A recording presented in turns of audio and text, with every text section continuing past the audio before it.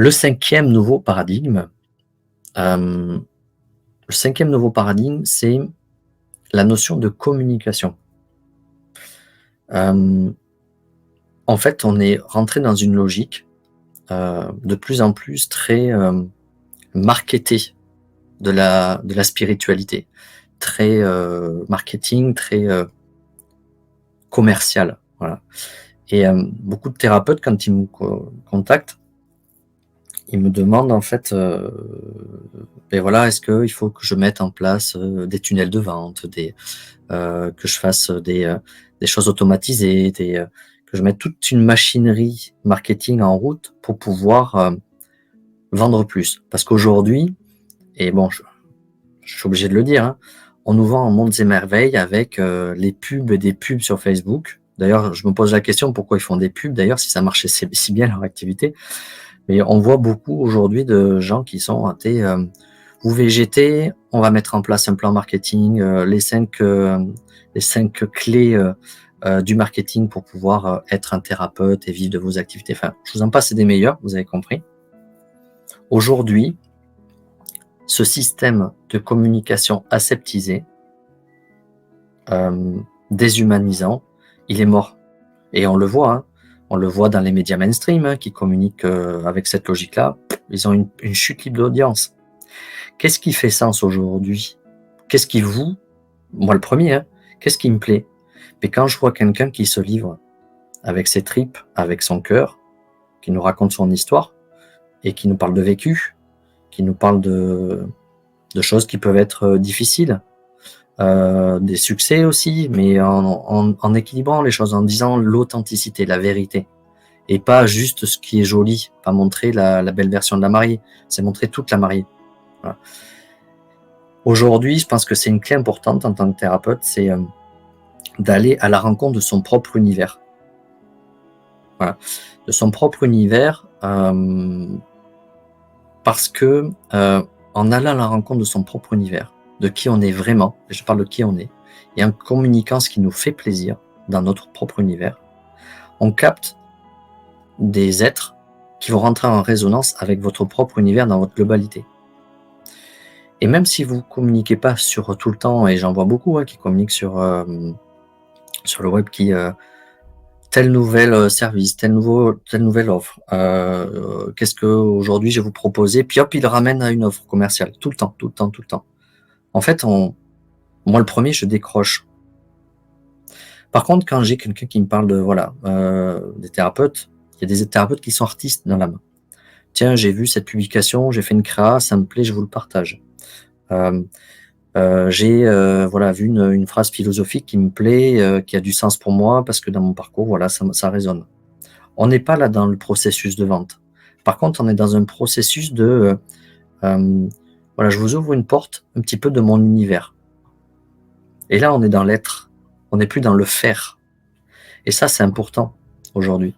Et pour moi, c'est une clé fondamentale dans les nouveaux process de communication autour de la thérapie, autour de la spiritualité. Et vous le voyez pour ceux qui me suivent aujourd'hui, dans la plupart de mes contenus, je vous publie, mon univers, ce qui me fait vibrer. Et du coup, j'ai des gens, j'ai du monde, et en fait, ils viennent parce que, et vous venez parce que, voilà, mon univers vous plaît, vous avez envie de le partager. Mais pour les thérapeutes, c'est exactement la même chose. C'est hyper important, ça. Et là, il n'y a pas besoin de mettre toujours, la super, armada, la super vidéo, voilà, c'est juste de la simplicité. Une petite vidéo en live, voilà, aujourd'hui, voilà, j'ai vécu une expérience qui est en lien avec, ce que j'apprends sur moi, j'ai envie de vous le partager. Alors je mets un petit bémol parce que je vois aussi des petits malins et des petites malines, où vous voyez, certaines midinettes qui se mettent à dire, «Tu sais, aujourd'hui c'est difficile, je vais pleurer un petit peu à l'écran et puis comme ça je vais, larmoyer et puis, ça va attirer les gens». Voilà, on rentre encore dans un excès où il va y avoir du surjoué, et les gens vont venir au spectacle. Bah, du coup, ils vont zapper parce qu'ils vont dire: «Mais bon, OK, moi en 2 secondes, je vous dis si c'est, du surjoué ou pas». On le voit si la personne est vraiment connectée avec son authenticité. Voilà. Et voilà, en ce moment, ben voilà, c'est un nouvel axe, voilà, dans le marketing relationnel. Donc on utilise, les émotions, le cerveau reptilien des gens pour aller les capter là-dessus. Ben, c'est toujours fake. Quand les gens parlent avec authenticité, ça rayonne, ça envoie, je peux vous dire, et pas ce qu'on voit avec, ces petites midinettes qui font des émotions fake. Voilà.